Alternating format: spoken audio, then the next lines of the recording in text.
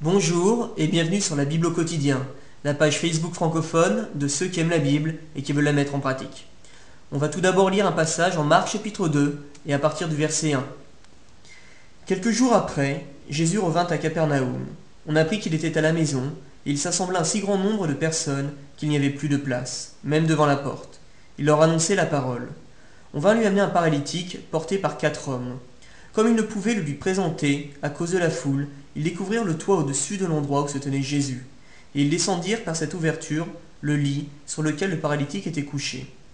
Jésus, voyant leur foi, dit au paralytique, « Mon enfant, tes péchés te sont pardonnés. » Là, je vais juste m'arrêter pour faire une remarque.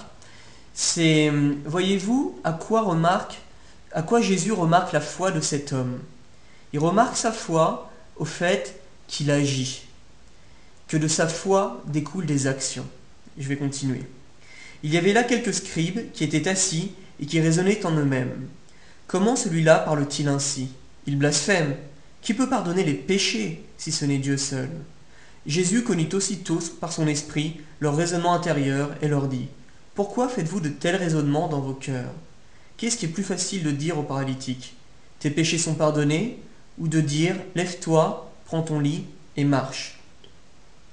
Or, afin que vous sachiez que le Fils de l'homme a sur la terre le pouvoir de pardonner les péchés, je te l'ordonne, dit-il au paralytique, lève-toi, prends ton lit et va dans ta maison. Et ensuite, on voit que le paralytique est guéri. Que fait Jésus face à l'incrédulité des hommes? Ces hommes dont il perçoit les raisonnements, dont il perçoit l'incrédulité. Qu'est-ce qu'il fait face à eux? On voit qu'il fait deux choses. Tout d'abord, il les interpelle. Il les interpelle avec amour et avec vérité tout à la fois. Il leur dit quelque chose, il leur communique quelque chose du genre « Regardez l'état de votre cœur. Est-ce que c'est vraiment ainsi que vous voulez être ?» Et puis ensuite, on voit qu'il tente de les convaincre. Mais comment tente-t-il de les convaincre? On a le sentiment qu'il les provoque tout d'abord. C'est « Ah bon, vous croyez pas que je peux pardonner les péchés ?» Et qu'est-ce qui est plus facile de dire alors? Il est plus facile de dire « Je te pardonne » ou « Je t'aime » ou est-ce qu'il est plus facile de dire « Lève-toi, je te guéris. Je te guéris de ton infirmité. » Bien entendu, on a le sentiment que c'est plus facile de dire « Je te pardonne mon fils, ça va. » Enfin, moi je préférais qu'on me dise « Vas-y, montre-moi que tu pardonnes » plutôt que « Montre-moi que tu peux guérir cet homme de son infirmité. » Parce que ça, je m'en sens incapable. Et donc Jésus les provoque à travers cela. Et ensuite, qu'est-ce qu'il fait pour les convaincre? Il ne s'arrête pas aux paroles, il agit conformément à ce qu'il annonce. Ces actions sont en rapport avec ses paroles. Et c'est ça qui a une chance de convaincre ces hommes de la véracité des propos de Jésus. Et la question que je voudrais qu'on se pose, c'est nous, lorsqu'on cherche à convaincre des hommes de l'existence de Dieu, de la véracité de la Bible, sur comment est-ce qu'on s'y prend? Est-ce qu'on croit que simplement par nos belles paroles on va convaincre ces personnes? Ou est-ce qu'on cherche à leur prouver par la mise en pratique de notre enseignement la véracité biblique? Jésus s'appuyait sur les deux, sur des paroles, mais qu'il concrétisait par des actions. Et il comptait sur ces actions pour convaincre les hommes.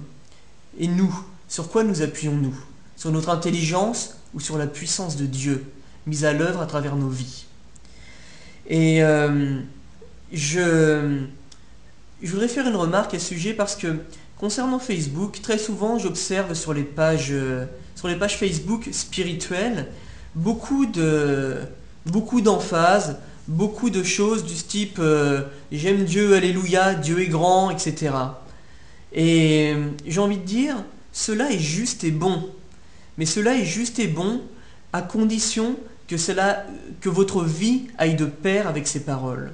Sinon, c'est une certaine forme de religiosité.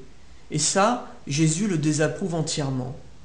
Donc, ce que je voudrais vous encourager à faire aujourd'hui, c'est à simplement évaluer votre vie. Est-ce que vos paroles et vos actions sont en phase avec votre foi? Je n'en sais rien, C'est à vous de décider. Jésus, la grâce de Dieu est là. Et Jésus peut nous pardonner tout péché. Mais par contre, il nous demande d'être honnête, d'être réel, de sincèrement nous observer et de nous repentir de ce dont nous avons besoin de nous repentir. Voilà. Donc postez vos commentaires sur la page Facebook et puis je vous souhaite une bonne journée.